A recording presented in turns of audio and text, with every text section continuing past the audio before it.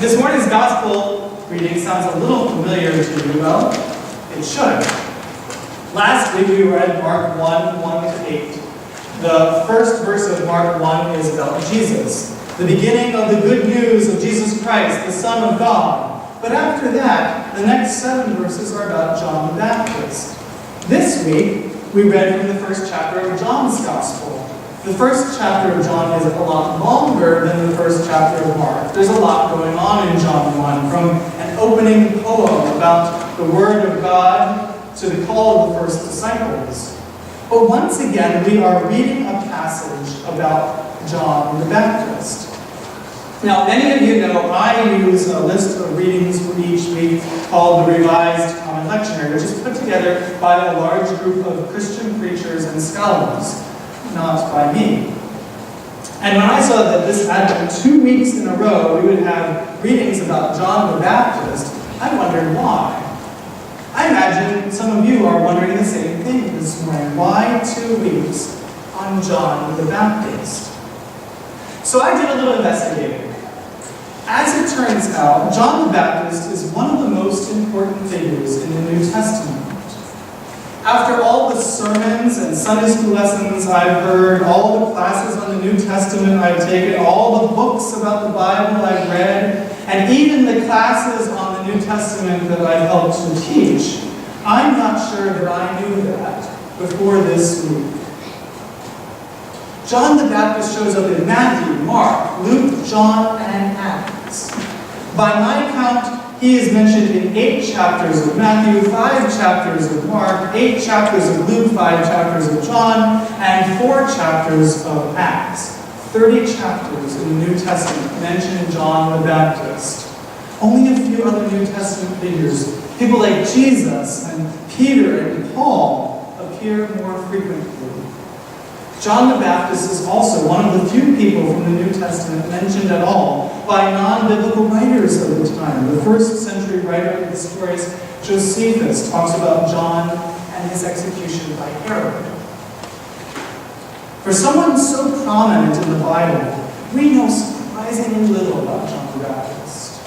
Some scholars believe John was a member of the Essenes, a Jewish sect that lived in small communities near the Dead Sea, but no one knows for certain.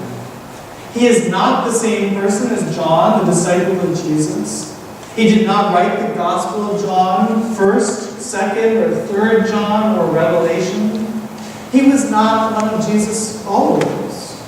According to Luke's Gospel, John was Jesus' cousin. Tradition says that John was 6 months older than Jesus, so the church has celebrated John's birthday as June 25th for centuries. John had his own disciples, some of whom became followers of Jesus in Acts. And all 4 Gospels agree that John baptized people in the Jordan River. As you probably gathered from this morning's Gospel, we're not the first people to be confused by John. Having heard of John's baptisms and increasing popularity and unusual alliance of Jewish leaders sets out to investigate this strange figure. Priests and Levites on one hand and Pharisees on the other didn't always get along. But John has caught their attention, and they want to know who he is. They head out to the Jordan near Bethany, find John, and start to interrogate him. Are you the Messiah? No. Elijah? No. The prophet? No. It's almost like Rumpelstiltskin. Who is John the Baptist? Will he ever tell them? Of course, you and I have an advantage over the priests, Levites, and Pharisees. All they had were rumors about a man in the desert. We have John 1:6-8. There was a man sent from God whose name was John. He came as a witness to the light so that all might believe through him. He himself was not the light, but he came to testify to the light. John is a witness. And the job of a witness is to speak the truth about what he has seen. But John is a funny kind of witness because his testimony is about something he hasn't seen, or at least hasn't seen all the way. In the Gospel of John, the first time John the Baptist sees Jesus is in chapter 1, verse 29, the verse right after this morning's lesson.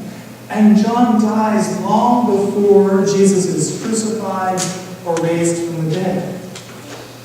You might say that John the Baptist is the anti-doubting Thomas. Thomas, infamously, is the disciple of Jesus who refuses to believe that Jesus has risen from the dead unless I see the marks of the nails in his hands and put my finger in the marks of the nails in my hand in his side. It's in John chapter 20. Jesus tells Thomas, "Blessed are those who have not seen and yet have come to believe." Blessed, in other words, are those who are less like Thomas and more like John the Baptist. In the end, I think this is why John the Baptist shows up twice in our Advent Gospel readings this year. In this season of waiting, we need the Baptist's example of belief without seeing, of testimony given out of faith and hope rather than from sight. At this time of year, there are many people who have a hard time believing that Christmas means anything more than exchanging gifts and eating lots of good food. There are others who cannot believe that words like peace and love and hope belong to a season that reminds them so painfully of loved ones who will not be present this year to celebrate. And there are so many more people who, looking at the world's troubles and sorrows, cannot believe that Jesus will one day return to make things right if he ever came in the first place. In Advent, in the season of waiting, in the special time of preparation for Christ's coming, belief is not enough. We must also testify. And we must be sure to bear witness truthfully. I am not the Messiah. I'm a fellow traveler, nothing more.